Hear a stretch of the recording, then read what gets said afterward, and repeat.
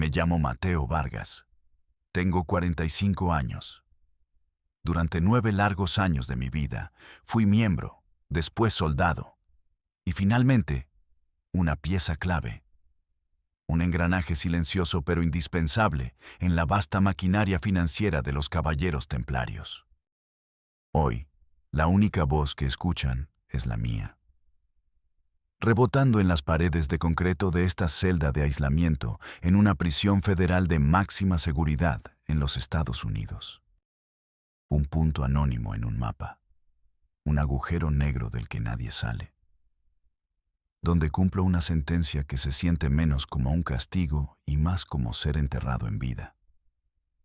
Con la única tortura de tener tiempo de sobra para recordar cada error, cada vida que apagué, cada alma que corrompí, empezando por la mía. He decidido romper el silencio. Ese pacto de sangre que sellé con pólvora y la vida de otros hombres. Porque la verdad, por podrida que esté, merece salir a la luz. Todo lo que ustedes creen saber sobre nosotros, sobre los cárteles de Michoacán, sobre la llamada guerra contra el narco, es una mentira monumental. Una obra de teatro sangrienta montada para ocultar el verdadero negocio. Nos conocieron como una secta de fanáticos desquiciados, una mezcla grotesca de narcos y predicadores, con Biblias en una mano y cuernos de chivo en la otra, colgando los cuerpos de nuestros enemigos de los puentes como ofrendas grotescas. La tuta, Servando Gómez, con sus videos y su aire de maestro de escuela frustrado.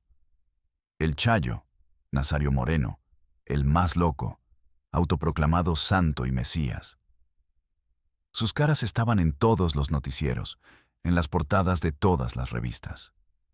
Eran el rostro del mal personificado, la encarnación del terror que asolaba mi tierra. Pero eran solo eso. La fachada. Los gerentes de la sucursal del infierno. Los capataces de la plantación. El verdadero poder. Los verdaderos patrones. Esos nunca se ensuciaron las botas con el lodo de la Sierra Michoacana. No rezaban a santos inventados, ni hablaban con el acento golpeado de la tierra caliente. No. Ellos usaban trajes de Brioni y Segna de miles de dólares. Hablaban un inglés de negocios perfecto, un mandarín fluido, y sus oficinas no eran campamentos en la sierra, sino rascacielos de cristal y acero en Santa Fe, en la Ciudad de México, en los distritos financieros de Houston, de Hong Kong y de Shanghái. El mundo entero, engañado por los gobiernos y los medios, pensaba que nuestra guerra era por las rutas de la metanfetamina, por el control de las plazas para mover la cocaína colombiana hacia el norte. Y sí, claro que peleábamos por eso. Era una parte importante del día a día. Pero eso, para los verdaderos dueños del negocio, era para los gastos operativos. Era la caja chica, el dinero para pagarle a la plebada, para comprar armas, para sobornar a los policías y a los generales.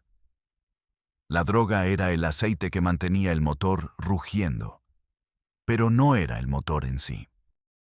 El verdadero negocio, la razón por la que se derramó un océano de sangre en mi tierra, la razón por la que Michoacán se convirtió en un cementerio a cielo abierto, era el corazón mismo de nuestras montañas, la sangre roja de la tierra, el mineral de hierro. Y junto a él, el oro verde de nuestros valles, nuestros aguacates, codiciados en el mundo entero.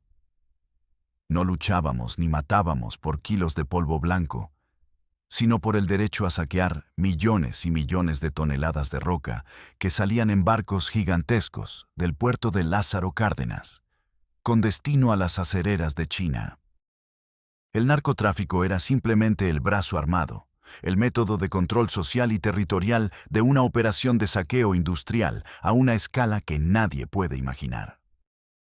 Y nosotros, los sicarios, los templarios, los supuestos defensores del pueblo, Éramos los perros de presa que mantenían a los campesinos, a los comuneros, a los periodistas y a cualquier curioso a raya. Éramos la compañía de seguridad privada más brutal y eficiente del mundo. Y trabajábamos para unos amos a los que jamás les vimos la cara, pero cuyo poder sentíamos cada día.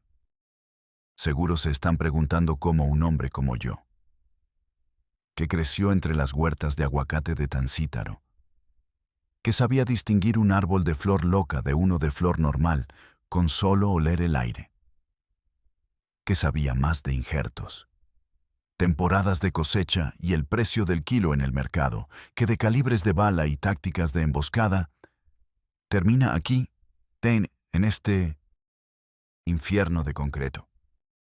La respuesta es simple, y es la misma para miles de jóvenes como yo. No fue por ambición, no fue por el deseo de poder o de dinero fácil. No al principio. Fue por la más pura y primitiva desesperación. Mi familia, los Vargas, teníamos tierras. No éramos hacendados, pero vivíamos bien. Mi padre, un hombre duro pero justo, me enseñó a amar esa tierra, a entender sus ciclos. Nuestra vida era el sol, la lluvia y el verde intenso de los árboles de aguacate. Pero entonces llegó la plaga.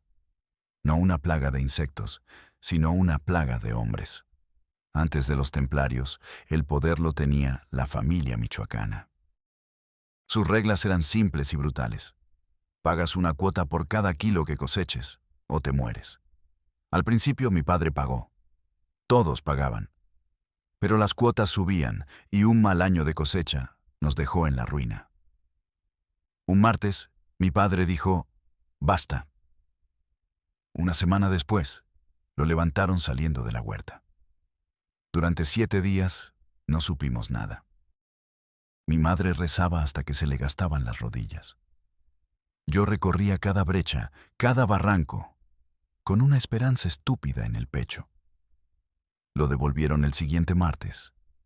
No a él, sino lo que quedaba de él. Lo dejaron en la plaza del pueblo, en bolsas de plástico negras, como un mensaje para todos los que pensaran en desafiarlos. Me quedé solo, con 22 años, mi madre consumida por una tristeza que pronto se convirtió en una enfermedad que la postró en cama, y una deuda que no era mía, pero que llevaba mi apellido. Tenía el corazón lleno de un odio tan denso que casi no me dejaba respirar, y los bolsillos completamente vacíos. Y entonces, justo cuando la oscuridad era total, aparecieron ellos. Los caballeros templarios. No llegaron como narcos, sino como un ejército de liberación. Entraron al pueblo en una caravana de camionetas relucientes. Barrieron a los restos de la familia en una noche de balazos y gritos. Y al amanecer, colgaron una manta inmensa en el kiosco de la plaza. Prometía, en letras góticas, proteger al pueblo de Michoacán de la tiranía y el crimen. Su líder en la zona, un hombre al que todos llamábamos el apóstol, se subió al kiosco y dio un discurso. Era un hombre delgado, con una mirada helada, pero con una voz que te envolvía, que te hacía creer. Hablaba de Dios, de justicia social, de defender a los humildes, de crear un nuevo orden. Dijo que ellos eran un mal necesario para purgar los otros males. Y para un joven que acababa de enterrar los pedazos de su padre y veía a su madre morir lentamente, esa promesa de orden y venganza sonaba como la voz de un ángel. Un par de días después, se me acercaron. No me ofrecieron dinero, ni poder, ni mujeres. Me ofrecieron algo mucho más valioso: venganza. Me ofrecieron un propósito. Me dijeron que podría vengar a mi padre, que podría proteger a mi gente, que podría asegurar que a ninguna otra familia del pueblo le pasara lo que a la mía. Fui un completo idiota.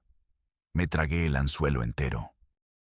Creí en su ridículo código de honor, Una libretita que nos daban con reglas de conducta, como si fuéramos una orden de caballería medieval.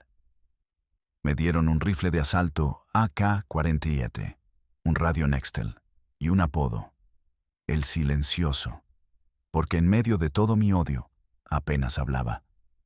Solo observaba y obedecía. Creí sinceramente que me unía a un ejército de justicieros.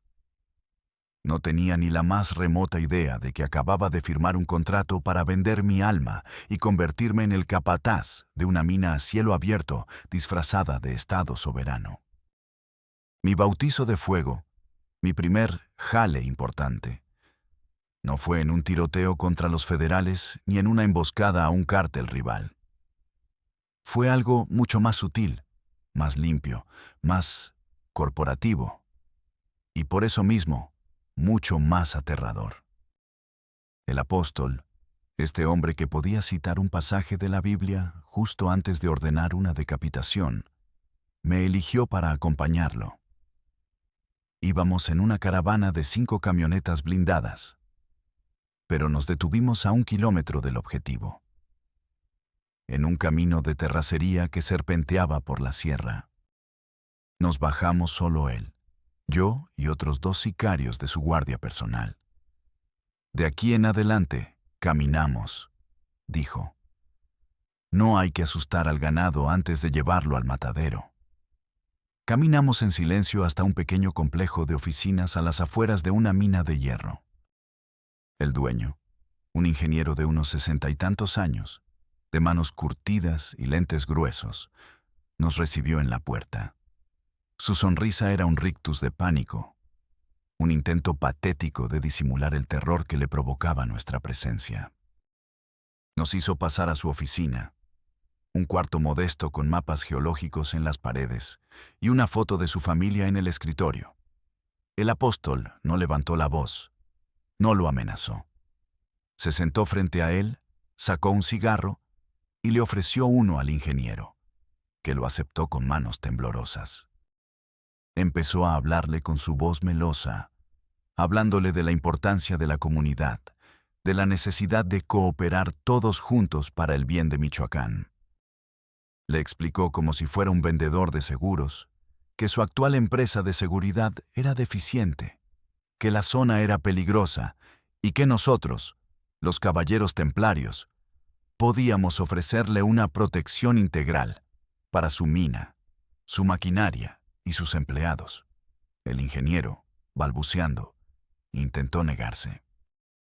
Dijo que sus números no daban, que la empresa apenas era rentable, que no podía permitirse un gasto así.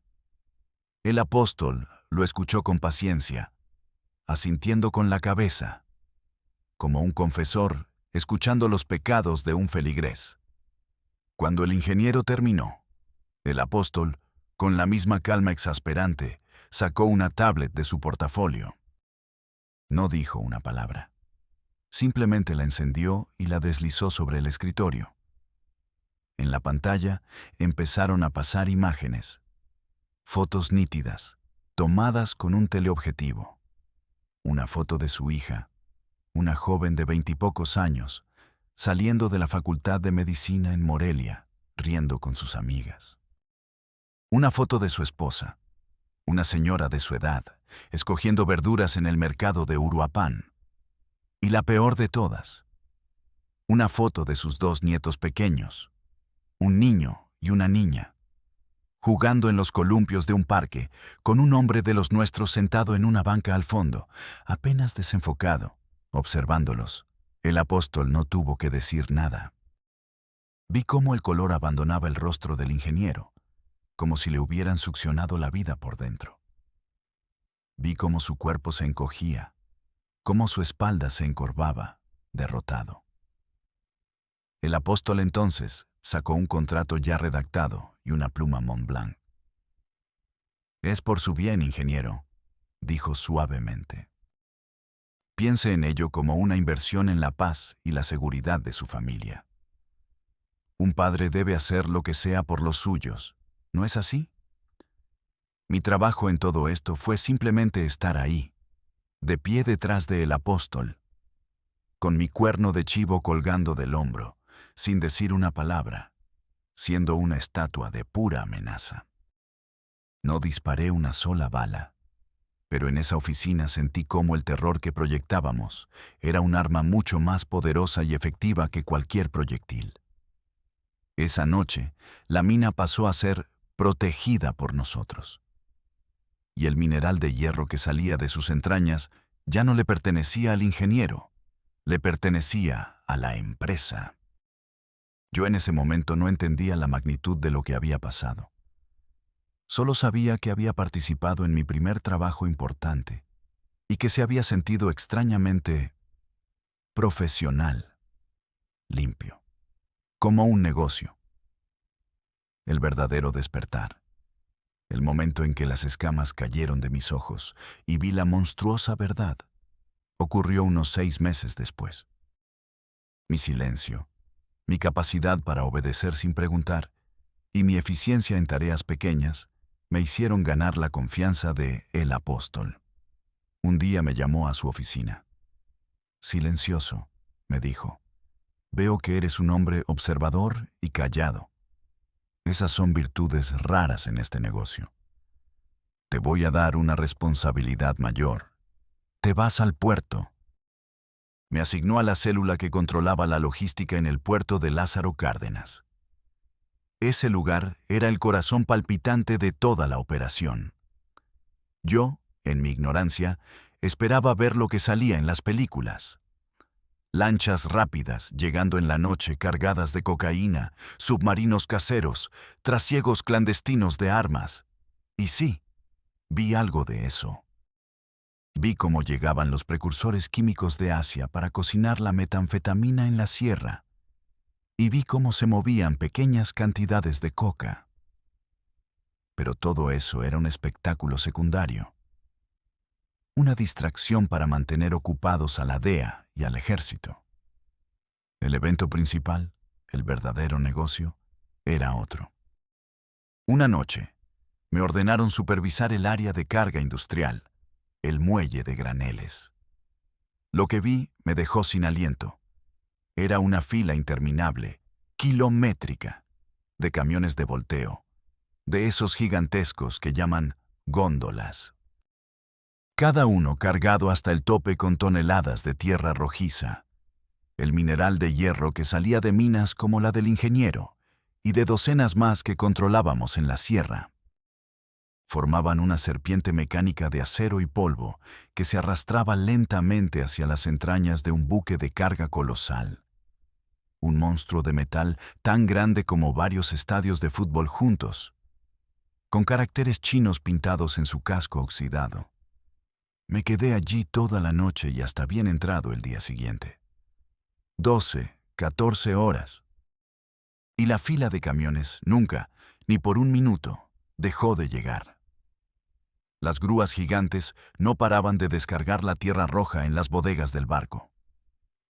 Hice un cálculo rápido y conservador en mi cabeza. El valor de lo que se estaba llevando ese único barco valía cientos, quizás miles de veces más, que cualquier cargamento de droga que hubiéramos podido mover en todo un año. Era una cantidad de dinero que mi cerebro apenas podía procesar. La confirmación final llegó una semana después. Me tocó hacer de chofer y guardaespaldas para El Apóstol. Fuimos a un restaurante de mariscos de lujo, en una zona privada y exclusiva del puerto, un lugar donde los narcos no entrábamos. Allí se reunió con 3 hombres. No eran mexicanos, eran asiáticos, probablemente chinos, vestidos con trajes oscuros impecables, con relojes de oro que costaban más que la huerta de mi padre.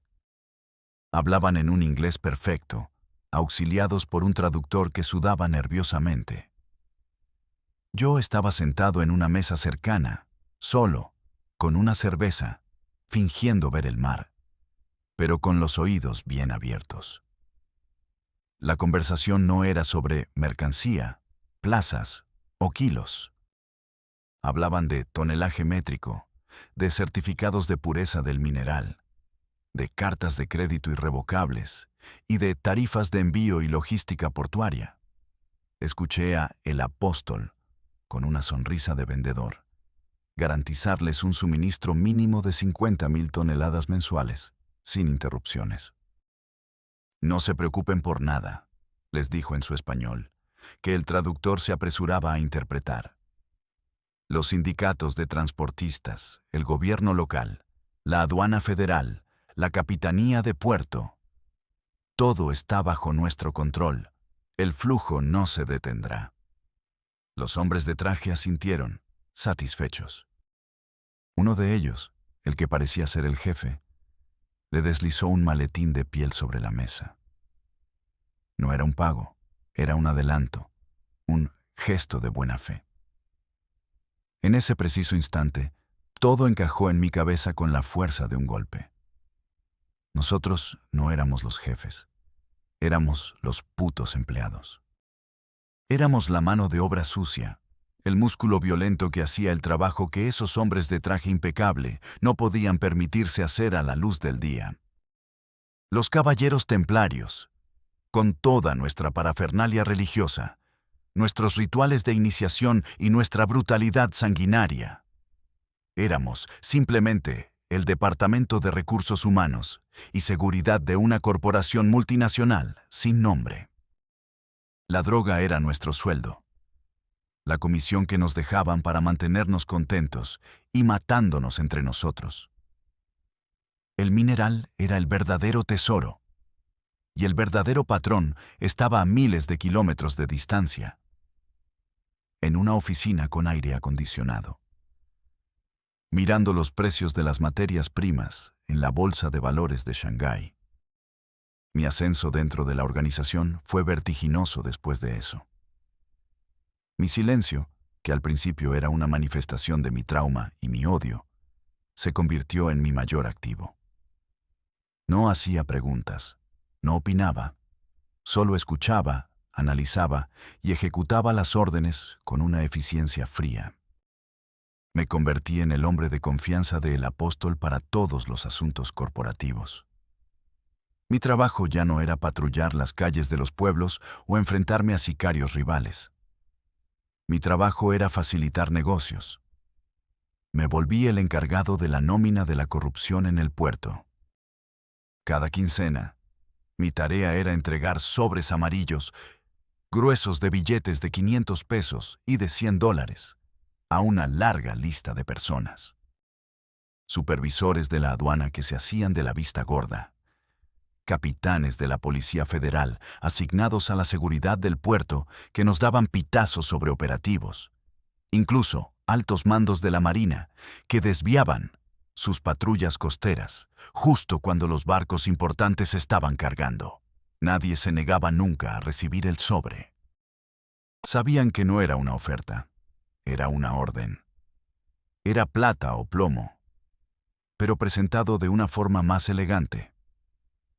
Me especialicé en la intimidación silenciosa, en la extorsión con guante blanco. Recuerdo una vez que un presidente municipal recién elegido, un joven idealista de un partido de oposición, empezó a hacer demasiado ruido en los medios locales sobre la explotación ilegal de las minas en su municipio.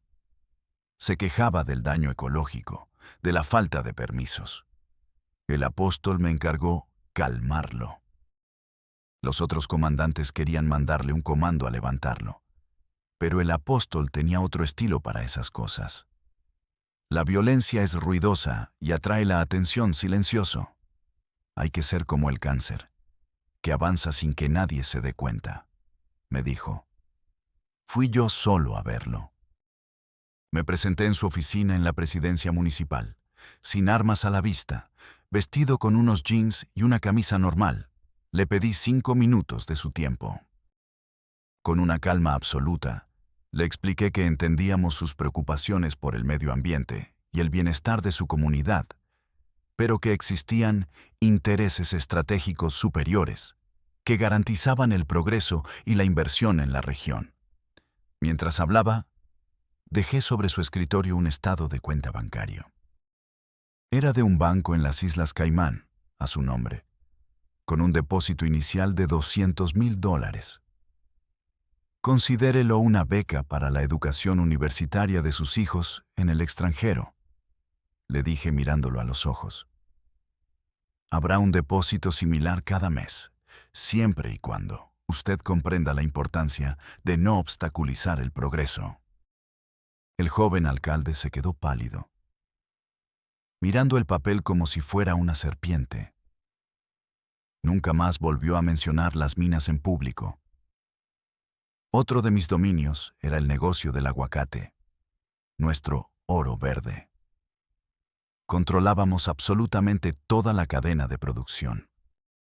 Los agricultores estaban obligados a vendernos su cosecha a nosotros, al precio que nosotros fijábamos, que siempre era una miseria.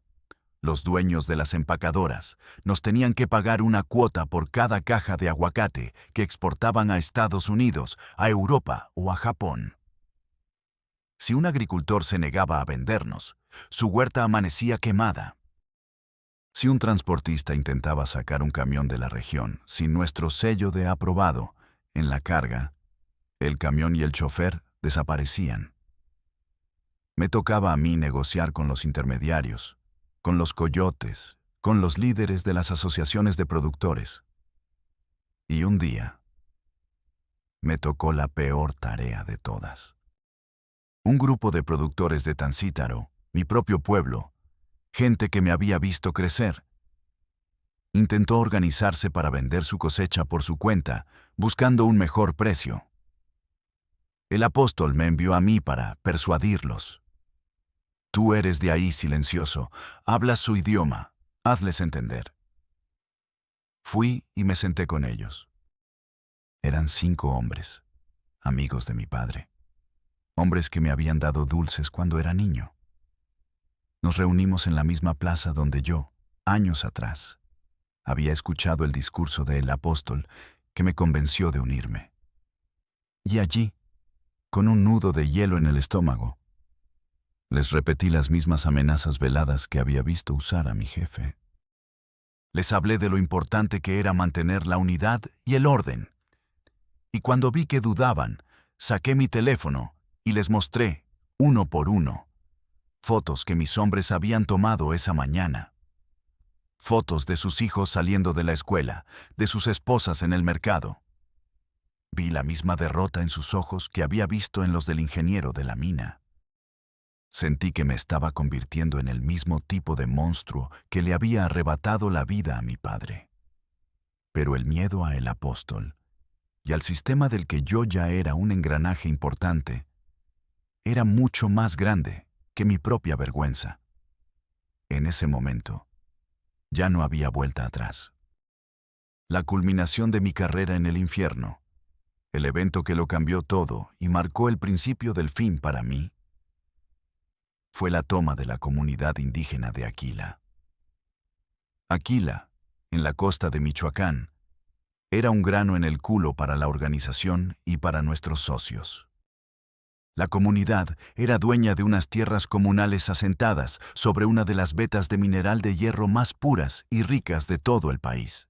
Llevaban años resistiéndose a las compañías mineras canadienses y chinas, y por supuesto, a nosotros. Habían formado su propia policía comunitaria, sus autodefensas, armados con escopetas viejas y un coraje inmenso. No dejaban entrar a nadie. Pero la presión de nuestros socios asiáticos era brutal. Querían esa veta a cualquier costo. La orden vino desde arriba, directamente de la tuta, el jefe máximo. El mensaje fue claro. Aquila debe ser pacificada. El progreso no puede ser detenido por un grupo de indios revoltosos. No fue una batalla. Fue una invasión en toda regla. Entramos al amanecer. Un ejército de más de 200 hombres en unas 40 camionetas. Todos con armas largas, equipo táctico y la bendición de la impunidad. Y no íbamos solos.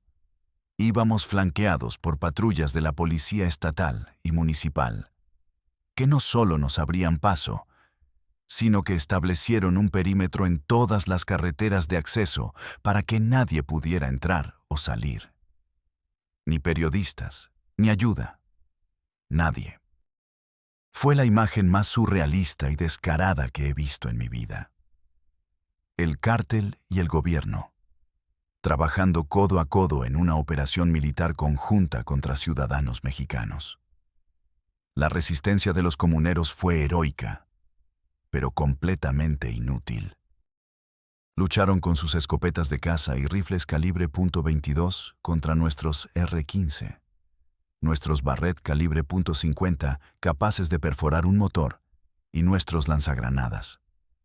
La pacificación duró 3 días de terror. Fuimos casa por casa, sacando a la gente a rastras. Detuvimos a sus líderes, o a cualquiera que pareciera serlo. Los llevamos a la plaza del pueblo, los amarramos al kiosco, frente a sus familias, para que sirviera de ejemplo. Yo estaba allí, de pie, al lado del apóstol, mientras él dirigía personalmente el interrogatorio del principal líder comunitario.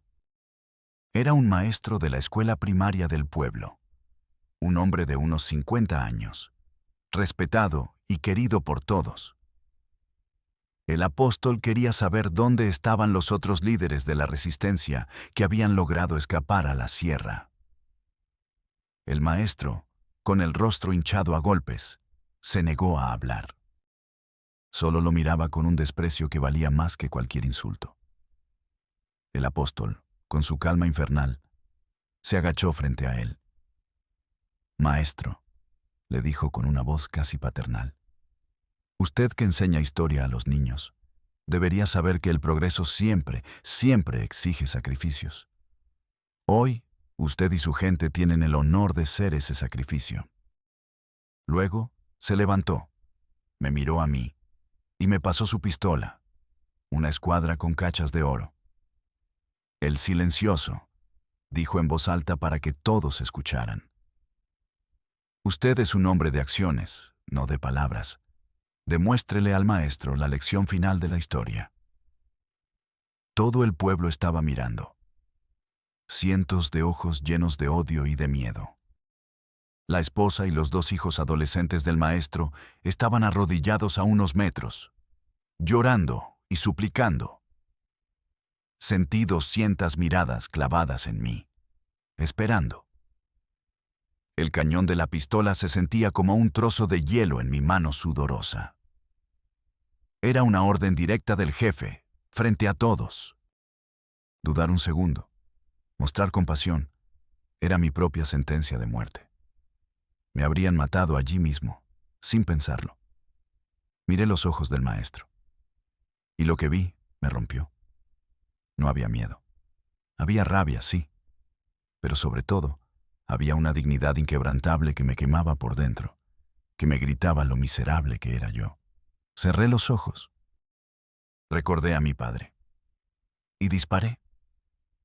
El sonido del disparo retumbó en la plaza y fue lo único que se escuchó durante 1 minuto, que pareció una eternidad. Después de eso, la resistencia se quebró por completo. Una semana más tarde, las máquinas excavadoras de una compañía minera china, protegidas por mis hombres y por la policía estatal, empezaron a devorar el cerro sagrado de Aquila.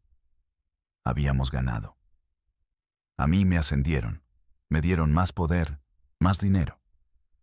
Pero esa noche, por primera vez en años, no pude dormir.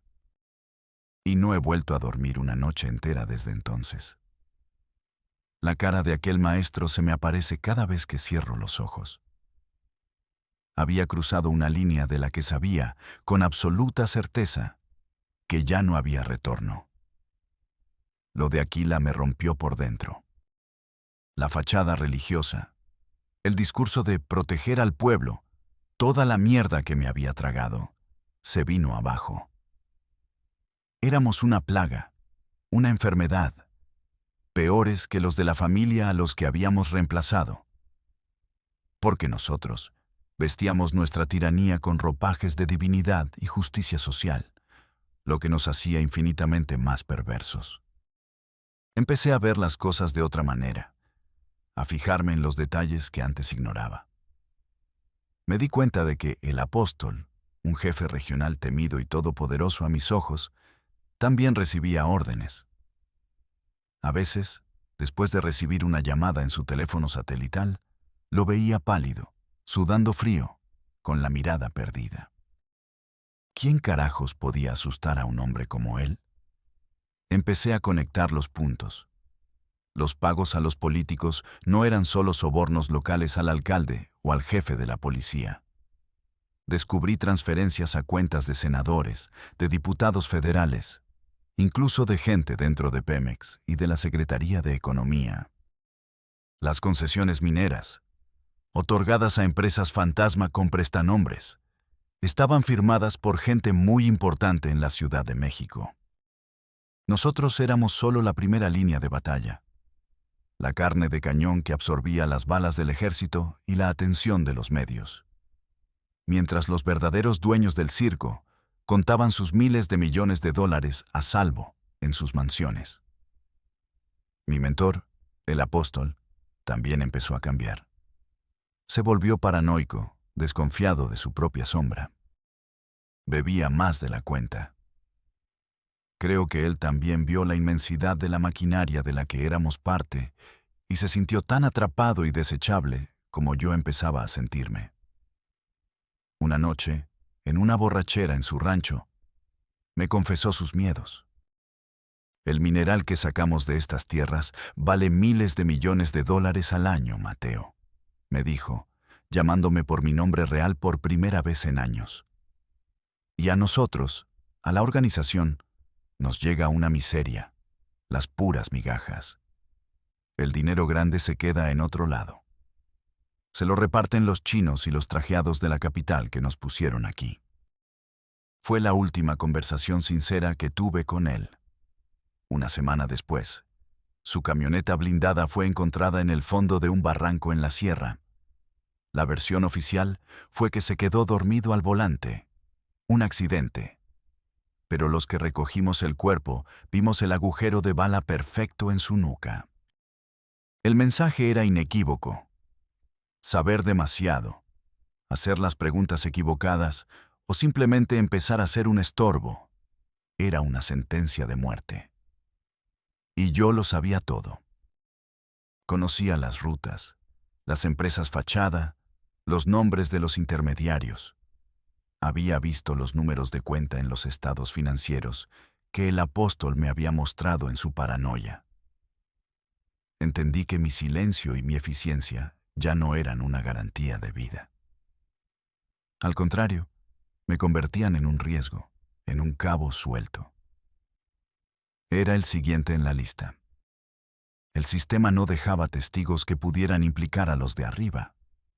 Tenía que salir de ahí. Pero, ¿cómo te escapas de una prisión sin muros que abarca todo un estado? Una prisión donde los guardias son tus propios compañeros y el alcaide es un poder invisible y omnipotente. Tomé la decisión más desesperada de mi vida. Durante semanas, mientras fingía lealtad a mi nuevo jefe, un tipo sádico y estúpido al que llamaban el Padre, planeé mi huida. Sabía que no podía simplemente desaparecer. Me cazarían como a un perro y me exhibirían como trofeo. Necesitaba un seguro de vida, una palanca para negociar. El Padre, en su estupidez, me dio acceso completo a la oficina de El Apóstol para que organizara sus archivos y limpiara sus pendientes. Fue mi oportunidad de oro. En una computadora portátil vieja y encriptada, encontré el tesoro.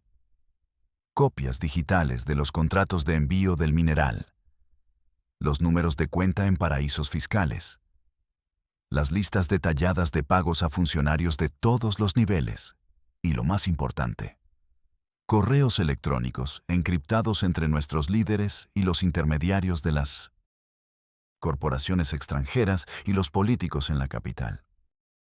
Era la prueba irrefutable de todo el entramado.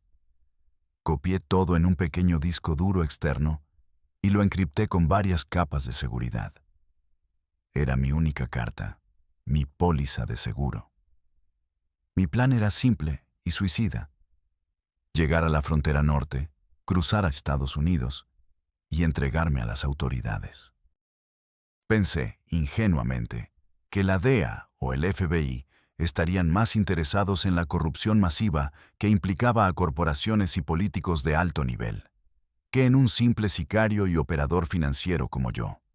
Una noche, durante una fiesta con banda y mucho alcohol en el rancho del padre, encontré mi ventana. Me escabullí. Tomé una camioneta vieja y sin blindaje para no llamar la atención, con apenas un poco de gasolina y algo de dinero. Y conduje hacia el norte, sin mirar atrás, con el disco duro metido en una bolsa de plástico pegada con cinta a mi pecho. Durante las primeras 12 horas, sentí el sabor de la libertad. Creí que lo había logrado. Pero estaba equivocado. Su red de halcones, de informantes en cada gasolinera, en cada caseta de cobro, en cada pueblo, es más eficiente que cualquier sistema de vigilancia gubernamental. Me detectaron en una caseta de cobro en los límites de Jalisco. Y entonces comenzó la cacería. Me enteré porque un zumbido interrumpió la señal de radio del coche. Era una frecuencia de la organización, una que no deberían poder usar tan lejos. Y luego escuché la voz de El Padre, distorsionada por la estática, pero inconfundible. Silencioso. Sabemos dónde estás. No tienes a dónde ir. La familia no perdona a los traidores. Entrégate, y quizás tengas una muerte rápida. Pisé el acelerador a fondo. La persecución duró casi 100 kilómetros a través de la autopista y luego por carreteras secundarias. Eran al menos 3 camionetas detrás de mí, disparándome. Las balas reventaron el cristal trasero, los espejos laterales. Sentí un ardor quemante en el hombro izquierdo y supe que me habían dado. Conducía con la pura adrenalina, perdiéndolos y reencontrándolos en curvas y brechas. Finalmente, con 2 llantas reventadas, me acorralaron en la calle principal de un pequeño pueblo fantasma, abandonado. Estaba rodeado, sin salida. Bajé de la camioneta, con mi rifle en una mano y el disco duro en la otra. Estaba listo para morir, pero no me iba a ir solo. Justo cuando ellos se bajaban para rematarme, un convoy de 4 camionetas negras, tipo Suburban, sin placas ni insignias, apareció de la nada, bloqueando la única salida del pueblo. De ellas bajaron hombres armados hasta los dientes, con uniformes negros, cascos y equipo táctico que gritaba «Gringo», aunque llevaban parches de la Marina Mexicana. No eran mis enemigos. Tampoco eran mis amigos. Era una unidad de operaciones especiales. Una de esas que trabajan directamente con las agencias de Estados Unidos. Al parecer, llevaban tiempo monitoreando las comunicaciones de mi gente, y mi huida fue la oportunidad perfecta que estaban esperando para actuar. El tiroteo fue breve, brutal y profesional. Mis antiguos compañeros, tan valientes contra campesinos desarmados, no tuvieron la menor oportunidad contra soldados de élite. Cuando el humo se disipó y el eco de los disparos se apagó, yo estaba tirado en el suelo, sangrando, con una docena de cañones de fusiles de asalto apuntándome a la cara. Un hombre alto, rubio, con acento de Texas, se me acercó y pateó mi rifle para alejarlo. Vio el disco duro que yo apretaba con mi mano buena. «What's on that?» «¿Qué hay en eso?», preguntó. «Mi vida», le respondí en un español ahogado. Y así fue como me capturaron. No fue una victoria para la justicia mexicana. Fue un cambio de dueño. El cártel me había perdido y el gobierno de Estados Unidos me había encontrado. Y aquí estoy. En esta caja de concreto de 2 por 3 metros, a miles de kilómetros de mis huertas de aguacate, de mi tierra, de todo lo que alguna vez conocí. Mi vida, tal como era, ha terminado. Mi familia que queda en México cree que estoy muerto. Es parte del acuerdo de protección de testigos. Mi nombre fue borrado de todos los registros oficiales. Mateo Vargas no existe. Soy un fantasma que todavía respira. Un archivo clasificado. ¿Por qué hablo ahora, después de tanto tiempo? El acuerdo de culpabilidad me obliga a cooperar, sí, a contar todo lo que sé. Pero esa es solo una parte de la razón. Hablo porque este silencio me está matando más rápido que cualquier bala o cualquier enfermedad. Hablo porque la verdad es lo único que me queda. La única posesión real que no me han podido quitar ni confiscar. Durante años, fui cómplice consciente de un engaño monstruoso. Vi cómo los medios, el gobierno, el mundo entero, se enfocaban en la espectacular y sangrienta guerra contra las drogas, mientras los verdaderos criminales, los de cuello blanco, los intocables, saqueaban las riquezas de mi país con la bendición de políticos corruptos y la protección de ejércitos de sicarios como yo. La droga es solo el espectáculo para las masas, el circo romano que distrae a todos del verdadero y silencioso saqueo. Creen que el enemigo es el narco encapuchado que sale en las noticias, el monstruo del día. Se equivocan. El verdadero enemigo, el verdadero monstruo, es el ejecutivo que firma un contrato en una sala de juntas climatizada en otro continente, sabiendo perfectamente que la tinta de su pluma se convertirá en la sangre de gente inocente como el maestro de Aquila. Yo ya no pido perdón.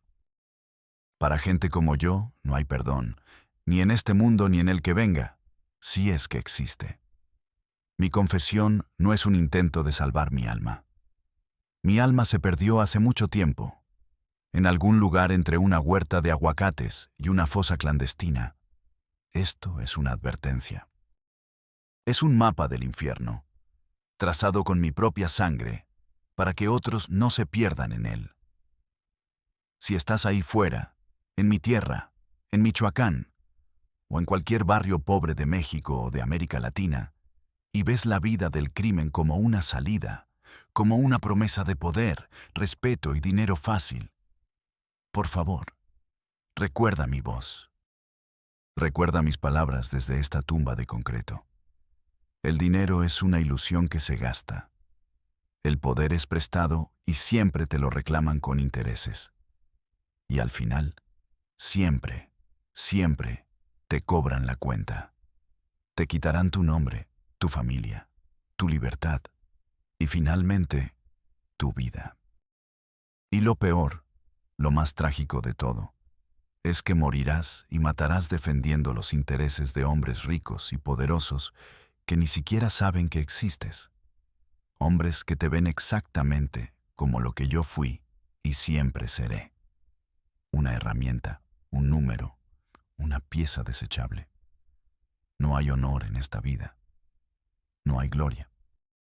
Solo hay sangre, traición y este silencio eterno y frío que te espera al final del camino.